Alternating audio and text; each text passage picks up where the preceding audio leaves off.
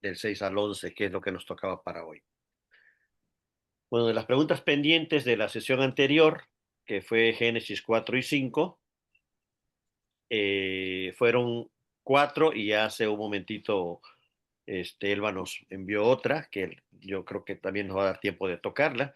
Entonces, la primera pregunta fue, ¿a qué se refiere cuando Dios dice que ciertamente cualquiera que matare a Caín 7 veces será castigado? Esa famosa frase dada por Dios. ¿Perdón? La respuesta. La sentencia está... ¿Sí me escuchan? Sí. Sí. Sí, te escuchas perfectamente, Carlos. Ok, es que escucho como un ruido ahí, pensé que era yo que estaba entrecortado.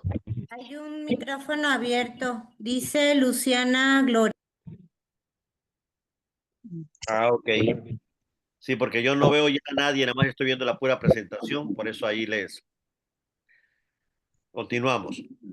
Dice, la frase de ciertamente cualquiera que matara a Caín 7 veces será castigado. La respuesta, la sentencia está expresando una declaración de protección a Caín, pero también de justicia. Dios al mismo tiempo efectúa la justicia justamente por lo que acaba de hacer Caín de matar a su hermano, pero también lo protege. Pero ¿por qué tendría Dios que proteger a un homicida?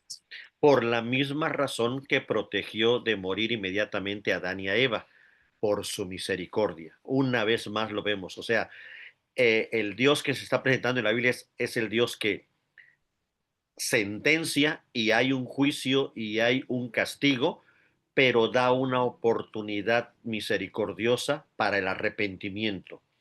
Dios bien pudo haber, en el momento que Adán y Eva pecaron, murieran, lo mismo en el momento que Caín mató a Abel, que muriera. Sin embargo, lo que vemos es que hay una sentencia. Dios no puede evitar por su santidad, él no puede evitar sentenciar el pecado, pero inmediatamente da su tiempo de misericordia y es por eso que no permite que Caín sea muerto. Ahora, ¿por qué dice 7 veces? Recordemos, aquí vamos a empezar a ver ya desde que de Génesis 1 que vimos el 7 y vamos a empezar a desarrollar todo este tema del 7 en la Biblia. El número 7 en la Biblia representa plenitud o totalidad desde la postura de Dios. Es decir, aquí 7 veces indica un castigo completo, severo, pero perfecto. No más de lo que merece Caín, no menos de lo que merece. Esto da a entender que el único que puede efectuar una sentencia y un castigo correspondiente al pecado es Dios. El ser humano siempre en sus sentencias o castigos o se excede o queda corto. El que es perfectamente o el que es perfecto en su juicio y en su justicia es Dios. Y a esto se refiere. Es por esto que Dios le dice 7 veces será castigado en ese aspecto de el castigo para Caín va a ser completo, va a ser total y va a corresponder de acuerdo al tamaño de su pecado, pero el único que puede saber eso con exactitud es Dios. Entonces, ¿por qué Dios dice que el que se atreva a matar a Caín es el que va a recibir este tipo de castigo de 7 veces será castigado? No a Caín le está diciendo las 7 veces, sino a quien se atreva a matar a Caín. Porque lo que Dios está aquí frenando es la venganza humana. No se trata de que alguien más tome justicia por su propia mano, sino que Dios advierte que esa atribución es absolutamente de Él. Esto va a ser muy interesante, sobre todo en cuestiones, digamos, penales de los países. Nosotros sabemos que hay países que sí tienen en su ley la pena de muerte, hay países como el nuestro que no, y siempre está en deliberación este tema acerca de cuál es más justa que la otra, sobre todo cuando alguien perdió la vida. De acuerdo al esquema bíblico, Dios aún a un homicida confeso vamos a decirlo así, que el caso de Caín, porque él mismo reconoce que por lo que hizo el castigo va a ser muy duro y ahora cualquiera lo puede matar. Es decir, vemos no un arrepentimiento en Caín, pero sí reconocimiento de lo que hizo y el castigo que merece, y aún así Dios le permite vivir como Dios, recordando que Él es el que decide sobre una persona cuándo morir, ya que en el momento que físicamente muera una persona, ya no tiene ninguna oportunidad de arrepentimiento ni de volver a Dios. Entonces vean la importancia que tiene este tema de en qué momento merece morir una persona por muy grave que sea el delito. Desde la perspectiva teológica, o sea, desde la visión de Dios, se le debe dar tiempo a que ese tiempo hasta que Dios le quite la vida para que se arrepienta. Y eso es lo que está sucediendo con Caín. A pesar de su pecado, Caín es protegido por Dios, no porque Dios esté justificando lo que hizo o perdonándole el pecado, sino protegido para que nadie le quite la vida y lo mismo, dé oportunidad de arrepentimiento. Esto muestra que Dios ejerce su derecho exclusivo sobre la vida y la muerte y está aquí dándonos un principio. Nadie debe tomar la justicia por su propia mano. Esto va muy a tono con una frase que se va a mencionar a lo largo de toda la Biblia que dice, mía es la venganza, yo pagaré, dice el Señor. Esto es, Él nos insta a nosotros que por muy grave que alguien nos haya hecho algo, que no olvidemos que Él está pendiente de todo y que el castigo que esa persona va a recibir va a ser perfecto, va a ser completo, va a ser justo, no le va a faltar nada ni le va a sobrar nada, pero sin embargo Dios está dando oportunidad para que se arrepienta. Entonces vean, aquí va unido la justicia y la misericordia. Siempre Dios va a unir su justicia con su misericordia. Lo vimos desde el jardín del Edén. En un mundo como el que estaban viviendo en este momento Adán, Eva y Caín, porque ya Abel había muerto, en un mundo sin gobiernos, sin leyes humanas todavía establecidas, esta frase lo que busca es limitar una espiral de la violencia. Es decir, no se justifica el asesinato como castigo para otro asesinato. O sea, ni aún en este momento, donde podríamos decir está la ley del más fuerte o la ley del talión o la que ustedes consideren más antigua, ni aún en este momento está justificado delante de Dios que alguien que asesinó también sea asesinado. Todavía lo vamos a encontrar esto más a detalle y con más elementos cuando venga la ley en el Sinaí, donde Dios va a hablar de manera más exacta acerca de qué hacer con alguien que asesinó o qué hacer con alguien que es sospechoso de asesinato. Pero estamos hablando antes de que esa ley fuera dada. En este momento de la historia en donde no hay gobernantes, no hay leyes, Dios está impidiendo que cualquiera haga justicia por su propia mano. Entonces, esta frase, resumo, de 7 veces será castigado aquel que mate a Caín, se está refiriendo a este que quiera cobrar venganza por sí mismo y no dar lugar a que Dios sea quien efectúe la sentencia y el castigo. Pero ahora, la segunda pregunta fue, ¿cuál fue la señal que Dios puso a Caín? La palabra hebrea que se utiliza para señal se refiere a varias cosas dependiendo del contexto. No tiene podríamos decir un solo significado. Puede ser utilizado la palabra para marca física o visible, como una cicatriz, un tatuaje o algo que pueda verse en el cuerpo de la persona, pero también puede ser utilizada la palabra como una señal milagrosa o sobrenatural, o también puede ser utilizado como un símbolo o una señal pública de advertencia. Recuerden que hay una frase en Deuteronomio que utiliza la misma palabra cuando dice que será señal entre tus ojos. Esta ley que yo te doy hoy, dice, será como señal entre tus ojos. No está diciendo literalmente que la ley se la tenían que escribir en medio de los ojos, o sea, en la frente, sino es una manera de hablar en hebreo que da a entender que debe de estar arraigada en su mente y es la señal entre sus ojos. Los judíos, como ya sabemos, muchos literalmente se ponen partes de la Torá aquí amarradas o se la ponían y algunos todavía lo siguen haciendo, que quedar aquí en la frente, pero creo que la palabra da para tanto para lo simbólico como para lo no simbólico, que pudiera ser una señal física. Sin embargo, la Biblia no nos aclara, la Biblia nos deja con esta pregunta sin contestar. La respuesta sería para esta pregunta es, la Biblia no da más datos de los que podemos nosotros leer y aquí podemos suponer una o podemos suponer una que es física, literal, o también la otra que es simbólica y a lo mejor sobrenatural, pero como la Biblia no nos da datos exactos, lo más probable es que para Dios eso no sea lo importante del texto, sino solamente es un paso de transición hacia algo más que Dios nos quiere enseñar y hacia allá vamos. Entonces, ¿cuáles podrían ser las interpretaciones históricas que no son bíblicas, sino son solo conjeturas? No están textualmente en la Biblia, pero han surgido de la imaginación. Algunos dicen que Caín tenía una marca en el cuerpo, ya sea en la frente o en la mano. Otros dicen que Caín tenía una enfermedad visible como lepra o algo así. Otros decían que Caín llevaba una protección como de sobrenatural, como una aura, como un algo que todos podían notar y nadie se atreviera a matarlo. Otros dicen que había una nube o alguna cosa alrededor de él, pero lo cierto es que la escritura, vuelvo a repetir, guarda silencio en cuanto a cuál fue la marca y no dice exactamente cuál es su naturaleza.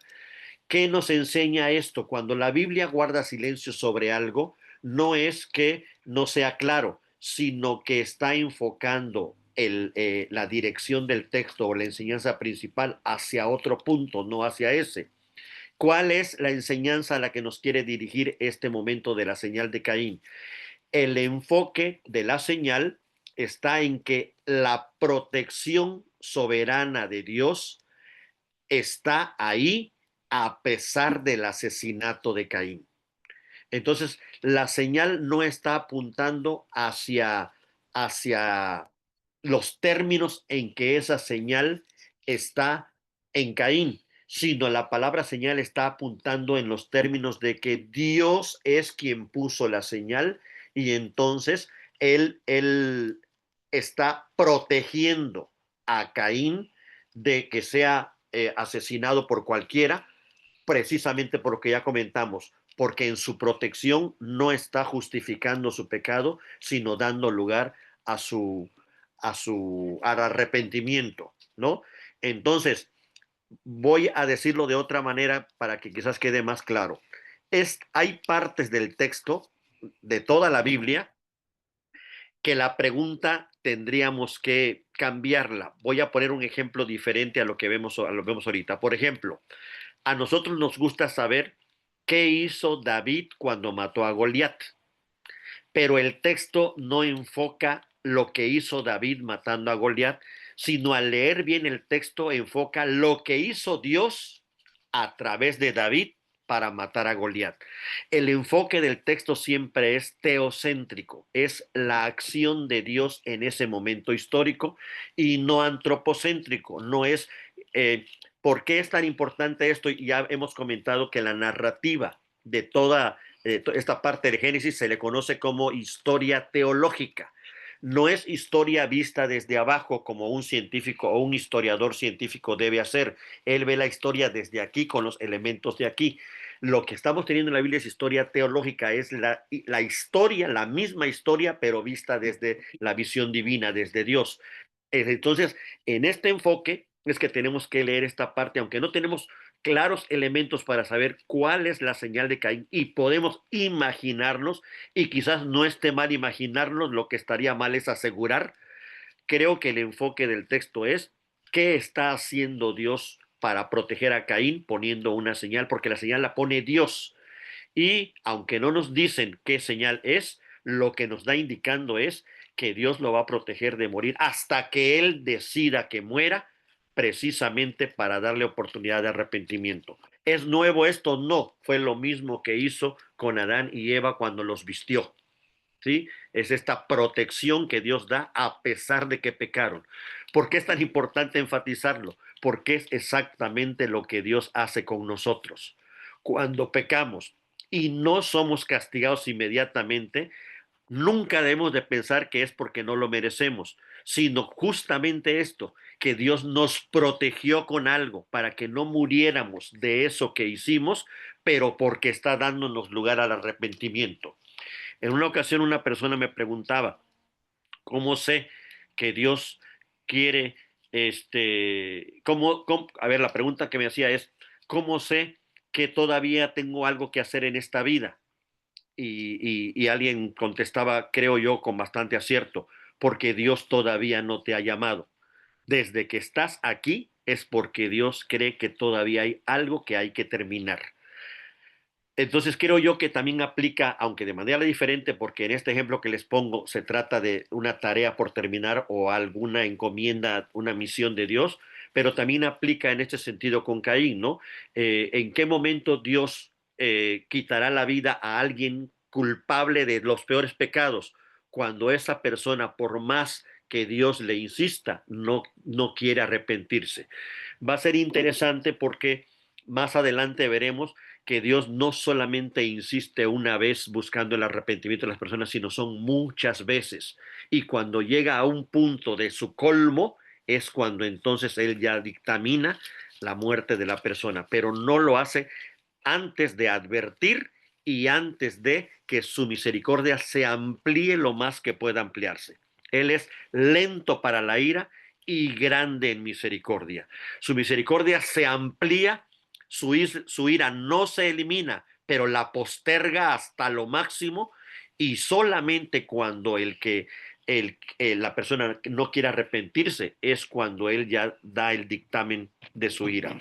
Pero mientras la persona busque el arrepentimiento, su misericordia se sigue ampliando, se extiende. Entonces yo creo que aquí es interesante esta parte de sí nos produce a lo mejor inquietud saber exactamente qué es, pero y no hay una respuesta, vuelvo a repetir, pero si leemos el texto de otra manera nos ayuda a entender que el enfoque más bien es de arriba hacia abajo. En resumen, no sabemos cuál fue la señal. Lo importante es la función que tenía esa señal, que era advertir a los demás que no debían matar a Caín, porque Dios se reservaba eso para él mismo, el juicio de Caín. ¿Qué nos muestra esto? Que tanto la justicia como la misericordia de Dios van juntas siempre, siempre, siempre. Y de eso va a tratar todo lo demás que vamos a ver como el diluvio. La tercera pregunta fue, ¿a qué se refiere la frase de Lamec cuando dijo, si 7 veces será vengado Caín, Lamec en verdad 70 veces 7 lo será? Aquí vemos una gran diferencia. La primera frase, Dios la dijo acerca de quien matara a Caín. Aquí es Lamec quien se está atribuyendo, digamos, la cantidad o el tamaño de la venganza. Vean la diferencia en el esquema de lo que nos está predando la Biblia. La venganza es del Señor, Él sabe cuándo, y Él dice 7 veces. Aquí Lamec se atribuye para sí mismo el determinar la venganza del que le haga algo a él mismo, y le aumenta a 70 veces 7 la cantidad o la magnitud de la venganza, cosa que ni Dios mismo da ese veredicto.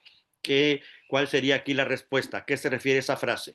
Primero, Lamec se está jactando de haber herido o matado a alguien, a diferencia de Caín, que incluso aunque al principio lo negó, después se dio cuenta de que su castigo iba a ser grande por lo que había hecho. Aquí vemos a un hombre descendiente de Caín, el séptimo después de Caín, pero jactándose de un asesinato. Y es muy probable, según su poema, que haya sido por una herida menor, porque él dice, si alguien me hirió, yo lo mato. Si alguien me golpea, yo lo mato. O sea, él está, ¿de qué está hablando Lamec? De que su venganza es superior al daño que le hicieron. Él mide la cantidad de la venganza de acuerdo a sus propios criterios y no a los criterios divinos. Él define que quien le haga tal o cual cosa, él se vengará matándolo e incluso definiéndolo como 70 veces 7, ¿no? Si Caín, vean la frase, la voy a decir de otra manera para que vean la arrogancia de Lamec. Si Dios dijo que Caín será vengado 7 veces, pues yo les digo que Lamec será vengado 70 veces 7. Es una arrogancia total contra Dios. Es diciendo, si Dios dijo eso, yo digo más.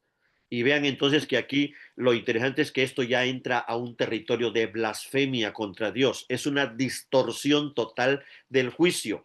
Pero vean lo sutil de esta frase de Lamec.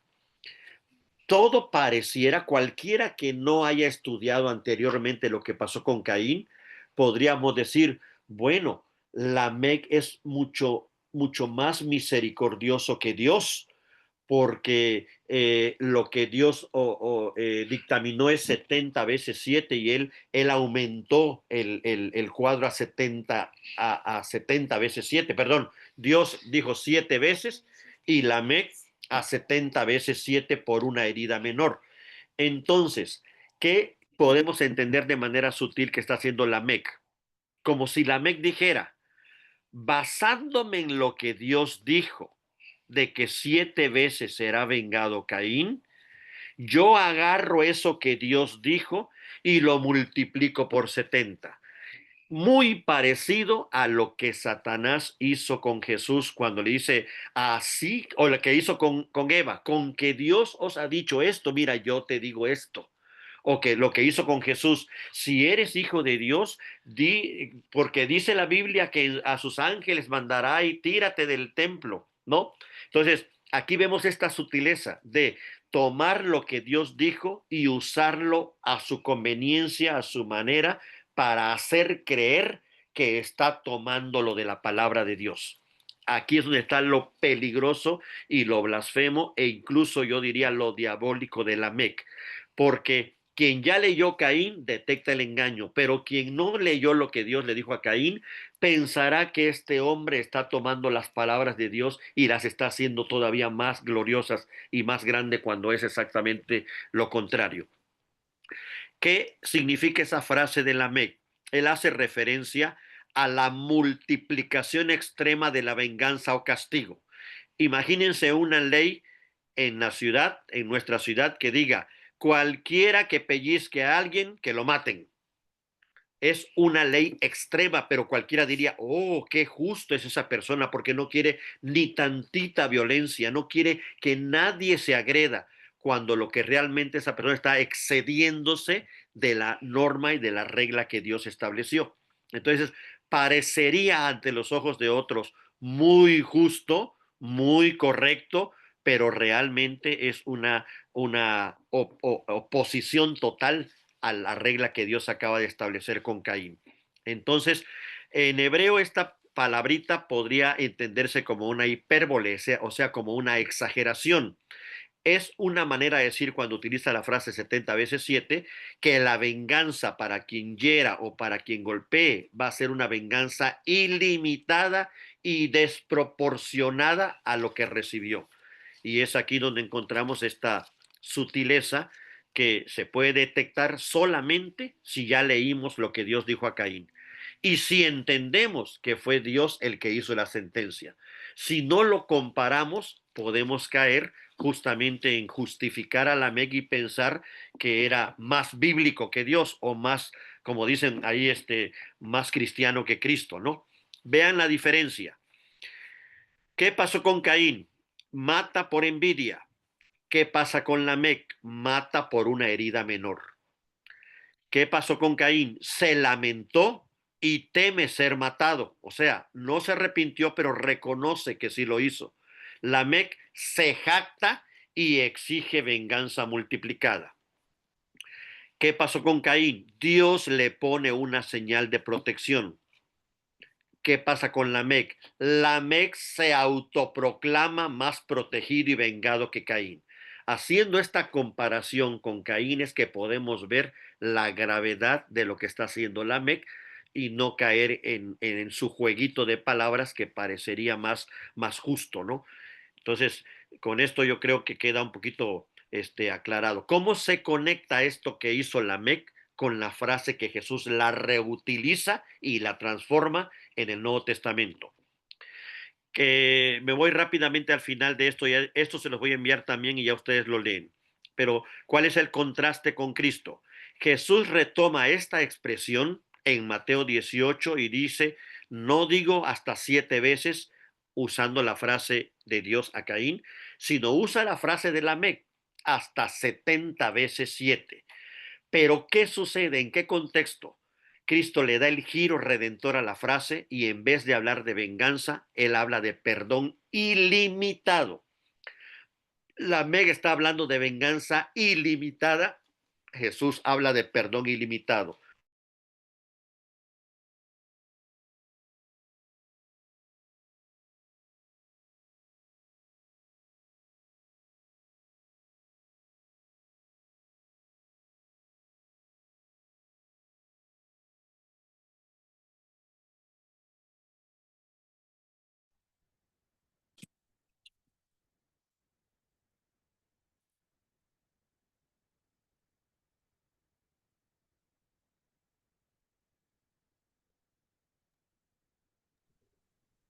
Se le fue la luz o la computadora o algo, vamos a esperar unos minutos. Un minutito.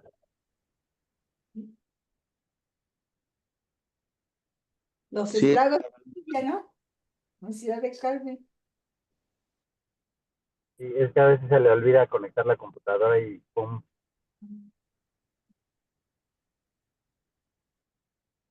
Ya está.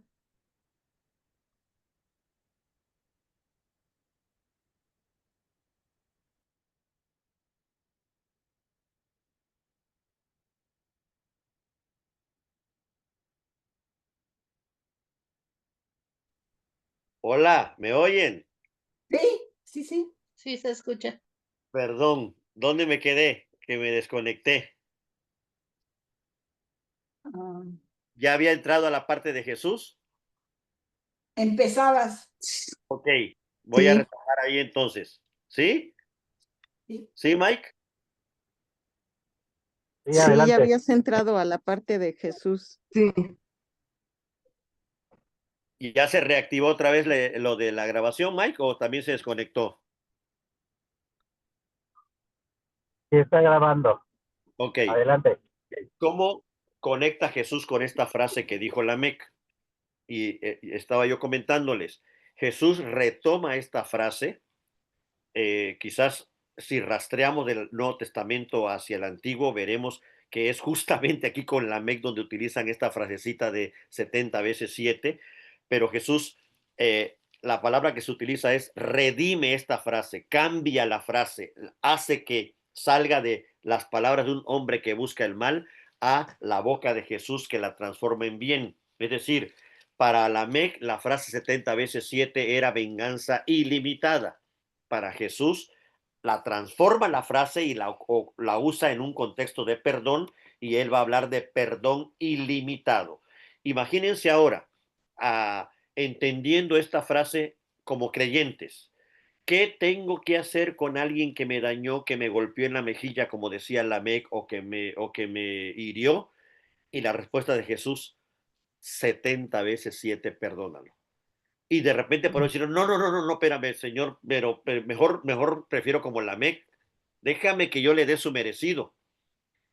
Y es Jesús que no solamente con palabras, sino con hechos nos muestra lo que hay que hacer con alguien que nos hiere. En su famosa frase de la cruz, Padre, perdónalos, porque no saben lo que hacen. Justamente le hicieron lo que Lamec decía, lo hirieron, lo abofetearon, o sea, todo eso que Lamec dijo, yo lo mato. Y Jesús pidió perdón y perdón ilimitado. Entonces, esta conexión es interesante porque Jesús transforma una frase. Vamos a ver varias cosas. Cómo el Nuevo Testamento va a transformar esto que en el Antiguo Testamento inició en la descendencia de Caín, como es la música, como es el que criaban ganados y todo esto que ya vimos que inició en la descendencia de Caín, cómo en el transcurso de la historia Dios lo va a ir transformando y redimiendo. Es decir, todo lo que surja de las personas que no creen en Dios, pero surge de criaturas que aunque tienen la imagen de Dios, no lo quieren reconocer como Dios, Dios lo redime y lo transforma para bien. Y no me quiero adelantar, pero esa es la tarea del creyente hoy. Todo lo que ha surgido en el mundo, la ciencia, el arte, la tecnología, todo, hay quienes dicen es todo malo porque es del diablo, porque es del mundo. No, Dios nos pide redimirlo, transformarlo, hacer uso de eso para su reino.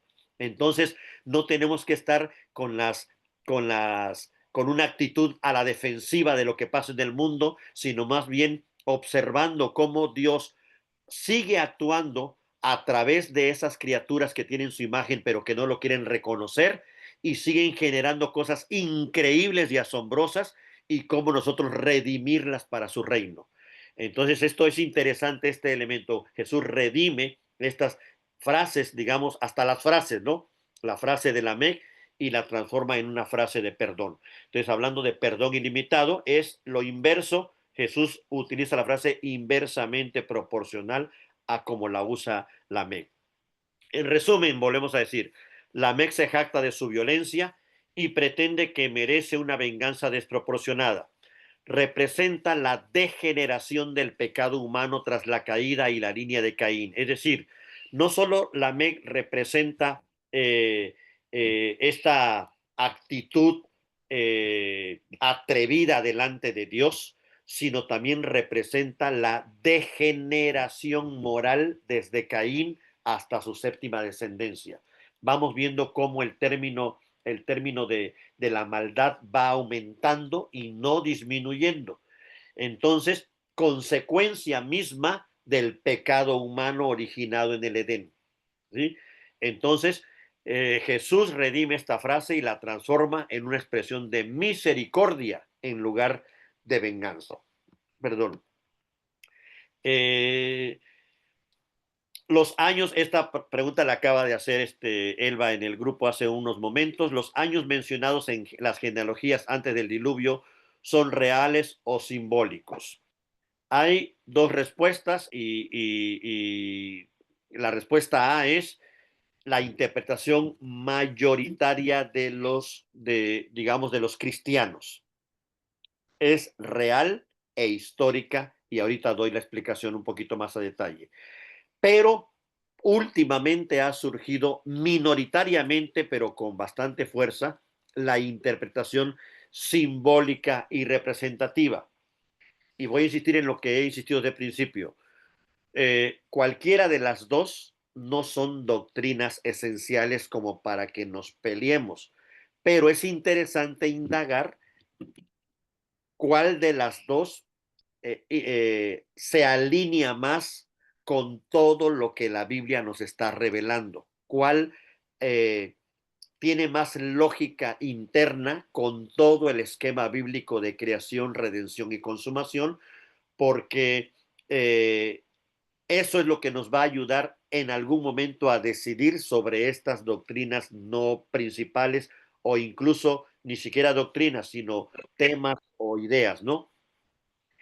Creo yo que la interpretación mayoritaria hasta este momento, que es la que son reales e históricas, es decir, eran años reales, no sabemos cómo medían los años, ahí podría ser, digamos, el elemento de indecisión, no los medían igual que los medimos nosotros con esta manera, pero la forma en que ellos medían sus años sí eran años reales.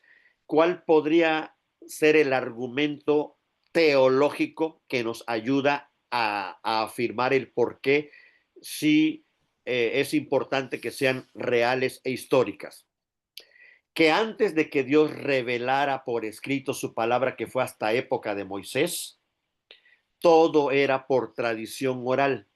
El hecho de que vivieran tantos años nos da a entender que Adán no solo alcanzó a su hijo, a su nieto, a su bisnieto y a su tataranieto, de tal manera que aún podía contarle lo que había pasado en el Edén.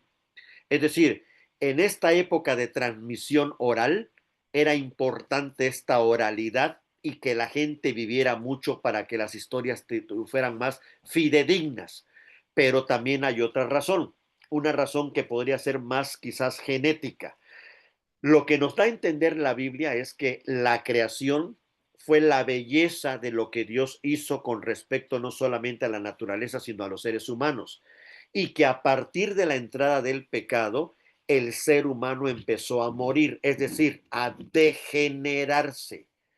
Es decir, eh, el ser humano no ha, vean lo interesante que es esto, el ser humano ha venido en decadencia moral de la creación para acá, y Jesús lo reafirma cuando dice la maldad aumentará. Es decir, no vamos, el ser humano no va hacia arriba como en algún momento los positivistas pensaban algo así como que todo iba hacia lo mejor, a lo más grande, a lo más... Si es verdad que ha habido momentos de gloria en la humanidad, pero justo en esos momentos de gloria han venido las grandes guerras mundiales. Entonces, en términos de tecnología, de ciencia, el ser humano, podríamos decir, va hacia adelante. ¿A qué le atribuimos eso? Al mandato de Dios en la creación, que les dijo: creced, multiplicaos, llenad la tierra y sojuzgadla.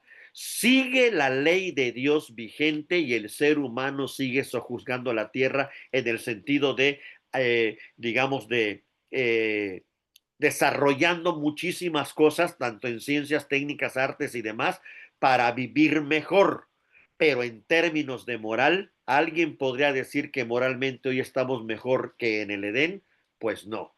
En términos de moral, el ser humano siempre ha ido a la baja, digamos, ha habido una degradación moral del Génesis para acá, pero también da a entender esta degradación en años, que junto con este elemento del pecado que entró y dañó a la creación, junto a eso vino también esta sentencia divina de que fueran menos años. Y ahorita justamente en el diluvio vamos a ver por qué. Les adelanto, cuando Dios dice: no contenderé con el hombre para siempre. Es decir, no voy a permitir que viva tantos años alejado o de una forma rebelde. Y es ahí donde viene el gran juicio del diluvio. Ahorita vamos a ver los detalles, pero es decir, Dios recorta el tiempo de la edad de las personas.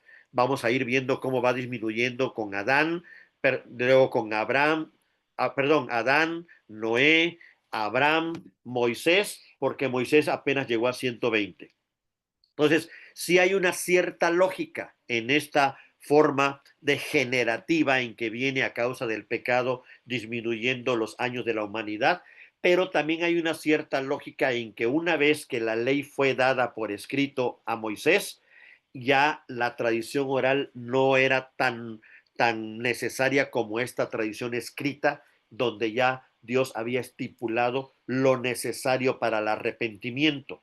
Recuerden que la única razón por la cual Dios no permite que muramos aun cuando seamos pecadores es por su misericordia y porque desea Él con todo su corazón que procedamos al arrepentimiento. No es una palabra vacía, está en el Nuevo Testamento, lo menciona Pedro. La razón por la cual Dios continúa y no ha venido el fin del mundo y no ha regresado Cristo, no es porque Dios esté retardando, es que Él está dando más tiempo para que procedamos al arrepentimiento. Entonces, en mi opinión, aquí voy a dar una opinión muy personal, los años son reales, son históricos, esto ayudó mucho a la transmisión oral, pero muy probablemente no se contabilizaran igual que los contabilizamos ahorita. Sin embargo, sí vivían mucho más tiempo de vida que lo que vivimos hoy nosotros. En la interpretación minoritaria dicen que es simbólica, que más bien es combinación. Los judíos usan mucho las letras para combinar números, y entonces hay números que, por ejemplo, que si combinaron el 9, el 6 con el 9, que es la edad de Matusalén, 9, 6, 9, el 9 significa esto, el 6 esto, el 9, y hacen y con los números forman algún tipo de símbolo para esa persona.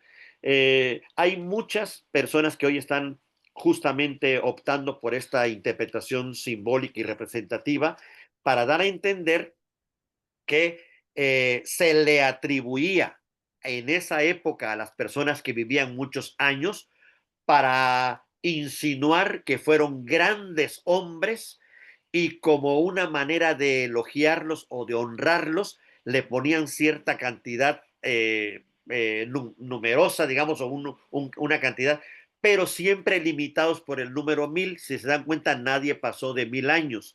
Entonces, como que era una manera simbólica de exaltar a las personas.